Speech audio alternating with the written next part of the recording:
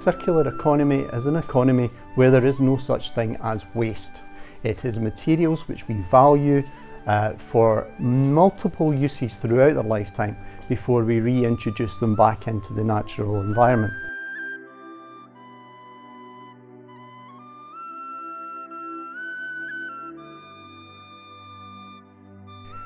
What it isn't is the current model, which is linear, where we take, make and dispose. In Scotland, we use about 8.2, 8.4 tonnes of materials a year per person. That's 3 times more than the world can sustain. Circular economy, if done right, can create jobs, create green jobs here in Scotland and reduce carbon. And because we're driving for things to last, it should and will improve the quality of our buildings and the usefulness of them and improve our lives. The commitment to transform for the sector was established in 2022. I think this is very much a starting point. It is a live plan. Construction itself, this is the sector that is going to be delivering net zero.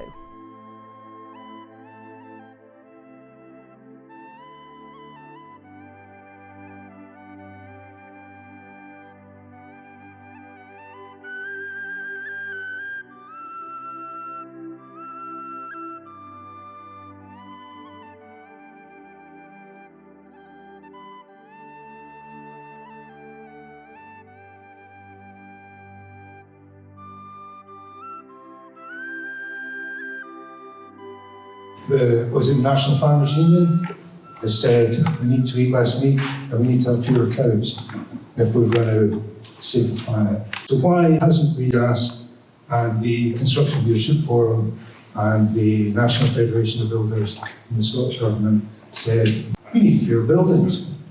And it isn't the reason for that, but to do with our perceptions, that we see construction primarily as an economic activity.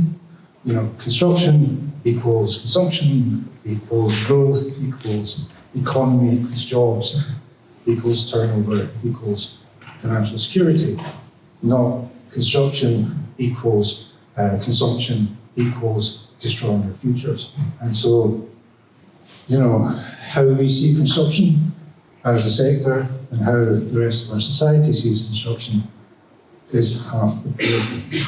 We do want a thriving economy, we do want skilled jobs, we do want employment, we do want wealth.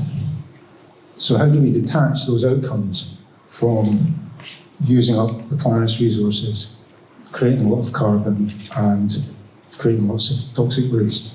We can't change VAT levels on kind of retrofit. That's in the gift of the UK government, and it's something that, of course, a lot of people push for, and I think that would be the ideal change. I suppose it's about showing the benefit, because of course the way government thinks is cost. Hey, I'm losing all that money, but you're also gaining a lot with taxation from the people doing the jobs. There would be an explosion of work, like a big boost to the economy. I hope I have spent my career pushing stuff around the reuse of existing buildings, retrofitting communities, really the use of our existing towns, making them work better, all the infrastructure, all the carbon's there. I've been campaigning since 2003 for the madness of VAT being applied at 20% to retrofit of homes and at 0% for new build to be levelled, and in a way I think it would be quite interesting if it was reversed. Rather than trying to create new things, how do we make better use of what we have? If we're talking about retrofit, that's one thing about retrofitting buildings, it's also retrofitting systems and making better use of the things that we have and the design of the things that we have. We've been retrofitting 2 buildings in North Glasgow, both are old industrial buildings, and our ambition has been to take those as case studies of how to retrofit post-industrial buildings to create a prototype of these amazing old spaces to become energy positive. Glasgow has an abundance of old industrial spaces that have been sitting empty for years, and our motivation has been to sort of demonstrate that these old buildings that used to be the driver of economic growth through the Industrial Revolution, that created a huge amount of waste and pollution that's led to where we are now with the climate imperative how we can retrofit these buildings to create spaces for the new green economies of the future. Post-industrial cities of Scotland has this abundance of space that is of really, really rich social, cultural heritage. If we don't make use of them, then they get lost. Like historically, the motivation for regeneration projects has often been just demolishing large areas of the city. So the idea that we can retrofit them to become efficient, beautiful spaces, and also hopefully generating more energy than they consume in that process, means that then we're making them fit for the next 100 years, but also keeping that heritage in the city that I think is so important for the stories we tell about change and what change can be. There are nearly 44,000 6-month-plus long-term empty homes in Scotland. That's a terrifying number. That doesn't even count all the homes, all the empty flats above our shops in the high street. I was in the centre of Falkirk last week and I could count 50 just from the one point. There are hundreds in the centre of Perth, just in 2 main shopping streets. There's probably the same again in terms of Scotland in general. So that's 100,000 possibly empty homes and flats. And that's against 20,000 a year new build, the Diddy boxes that we seem to accept as being the one way forward. I know housing associations that would love to interfit, retrofit. It's cheaper to do that in good existing stock, but the financial modelling they get forces them to knock them down because they can get more money for build back better, it's called. The building industry has done this deliberately. The word that I can repeat to you that they use at the heart of government to describe the agreement between government and the building industry is deal flow. The greenest home, the eco home, is the one already built.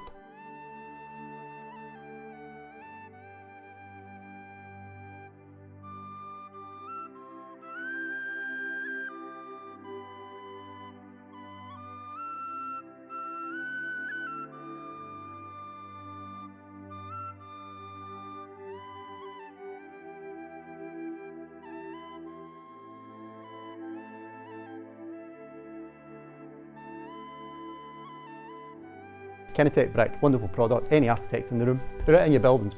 It's a perfect example of valuing the materials that we have in our industry and repurposing them for a high value product. Kinetech, we are at the forefront of delivering ultra low carbon products. We have our first product, the K-brick, which is made almost entirely from recycled construction and demolition waste and is not fired like a traditional clay brick and does not use virgin cement like a concrete brick would. When you're comparing it to traditional clay-fired bricks, for instance, we're under 5% of the embodied carbon. What that then means is it impacts very, very positively on a project's embodied carbon targets and indeed those mandates for public sector buildings now across Scotland. It can be taken, recovered in Scotland and locally manufactured into a brick, creating local jobs and local economic benefits for the community and for Scotland. Across the globe, we need products like this to bring down that impact from embodied carbon.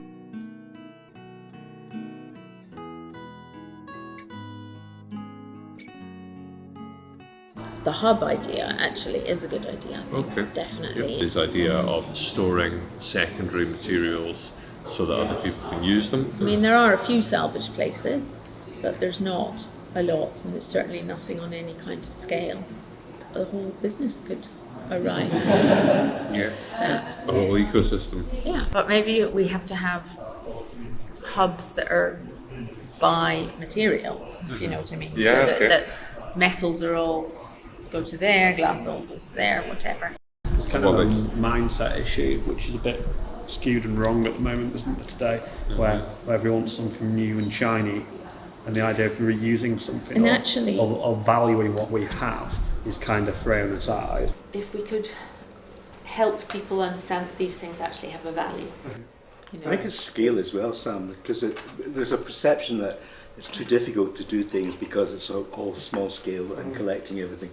I deal with a company in Toronto who collect all the timber from waste sites in Toronto and everything from construction sites, and they repurpose it. I deal with another company in Vancouver who turn all that into Dow laminated timber, You know, and you think it's possible to do, but it's getting over the question of scale, because we think things are small and dispersed. Is there a perception that stuff is not fit for purpose, and that's why we can't reuse it, for example? Depends on what it is. Yeah, it's a protectionist stance, quite rightly in some cases. We're not living in a world that's free of risk. Like, in fact, the alternative is far more risky to far more people. We've borrowed too much, I think, from a sort of, suing culture, of a culture of blame around what the failings were in the project, rather than thinking about how can we just do it better. The amount of times I'm asked to go back through my emails and go, whose fault was that and on what day was it? And something that the government can do to warrant some of this stuff where it's, okay, we accept there's a risk, but it needs to happen. But then there's the flip side of that, which is like, if you remove those kind of legal requirements, then in the current system we've still got, which is maximising profit and growth, then you get cowboy builders building rubbish and then just leaving because there's no responsibility. I don't think it's a progressive industry just at the moment. It's starting to become more progressive, but I think it is on the back foot a little bit. I think we're leaning a lot on legislation, and there's a lot more activism in London-based groups. I think there is a leaning towards more of a business as usual approach with not having the space to innovate, and we've talked a lot about the sort of procurement challenges today around unwillingness to accept risk. And I think in Scotland, particularly in architecture, there's a lot more SMEs than there might be in other places. There's not a lot of big architects that can take on huge risks, so we need to work with small companies and small businesses and try and understand how we can support one another in that. I spent about an hour and a half very frustratedly looking for a website that could list all the sustainable building materials. Zero Waste Scotland actually created a library of materials about 10 years ago.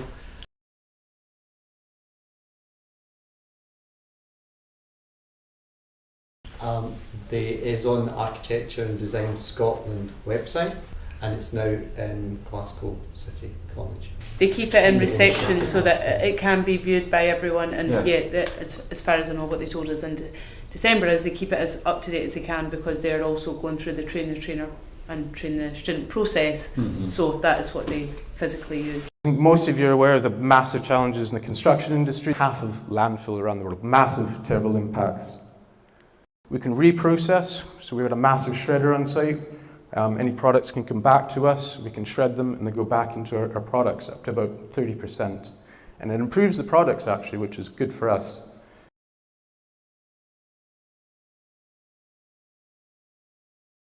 And the last thing is we have biodegradable products, so products that can biodegrade on site or in a hot compost.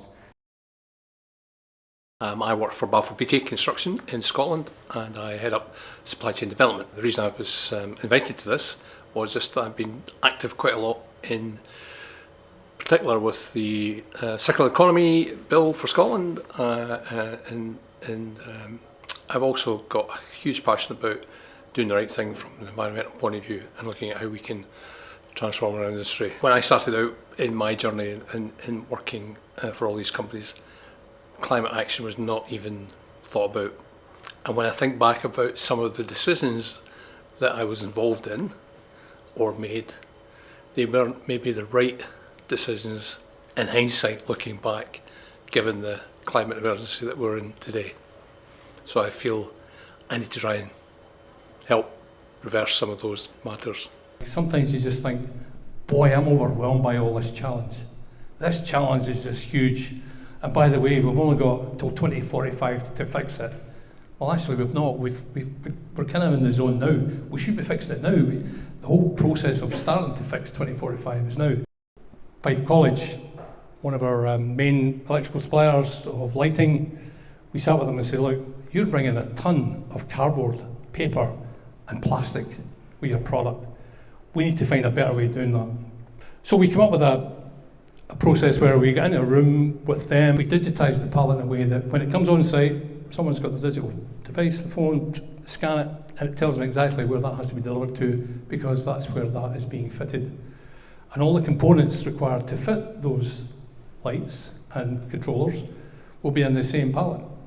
And the pallet eliminated wood, plastic, cardboard, and even the shrink wrap. We believe we can upscale this in a big way. Perception's the biggest one, and it's maybe not presenting something as this is a recycled product, but in construction actually not mentioning that and just presenting a good product which is sound and will do the job. There was a good idea of introducing quotas for reuse or recycled materials into new buildings. I think we've done something like that in France. One of the things we can do is implement the polluter pays principle, and that's been done in a number of places, and there's a good example in Holland where the suppliers are responsible for whatever happens to their products at the end of their life. What's most important to me for delivering a sustainable future is working both in a decentralised sort of regional manner, but also with a very much overarching common goal that should be country-led. But I fear we get too hung up sometimes on the problems, on the difficulties, on the regulations, on the roadblocks, when we really need to be focusing on the positives, on the things we can do within current frameworks, and then really leveraging a group like this's ability to make some real change at the top. If we really want to keep buildings, rather than introducing new consultants, nightmares of consultation and counting, just move the tax levers and then the money will follow and buildings will be far more carefully evaluated and reused if people have to pay tax on knocking them down and get let-off tax in terms of reusing them. It's about stewardship and taking responsibility for our actions while protecting and advancing our industry. We all turned up here today because we want to make a difference. When trust and collaboration are held in equal measure, real transformation will be delivered. We will achieve what we need to achieve